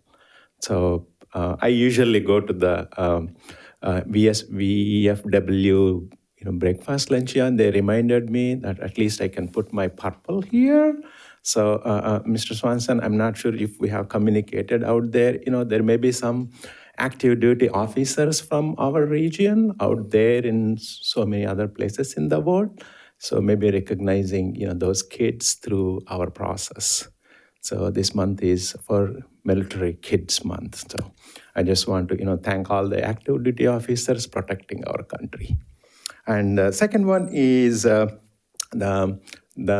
sink, road sink at near Oak Chan Elementary. Sinkhole, thank you, sinkhole. It is progressing very well. Of course, this is maybe a little long walk. I have been out there for the last couple of days, especially the kindergartners walking that long, and I can hear their noise from their parents. It is too far. So anyway, I'm out there just doing some traffic help for them because the traffic is a little bit disrupted there. Otherwise, it's wonderful to be out in the community at our schools. Thank you. Mr. Reed? No report this evening. Okay, I don't have a report. Just a quick reminder, though, that we do have the artist show at the MAC for our students' art show tomorrow. So if you can make it, they will have tons of FCUSD artwork. I think they said they had 1,000+ pieces, so that will be very exciting. Bring your cash because the kids will be selling their artwork, and I do have some very excellent pieces in my office that I bought over the years. So they're very, very good. Okay, with that, we'll move on to advanced planning. The next meeting that we have is actually a special joint board meeting, our 5x5x5 meeting on Wednesday, April 29th from 5:30 to 7 here in the boardroom. And then our next regular board meeting would be scheduled for May 7th. Then we'll move on to item B, the 12-month board calendar. And then item C, suggested future agenda items. For next month, the transportation is that May 7th. We can put that off to one more meeting. The 21st? Yes, sir. Yeah, no problem. Okay, any other suggested future agenda items? Okay, hearing none, we do not need to recess to close session. So with that, we will go ahead and adjourn our meeting.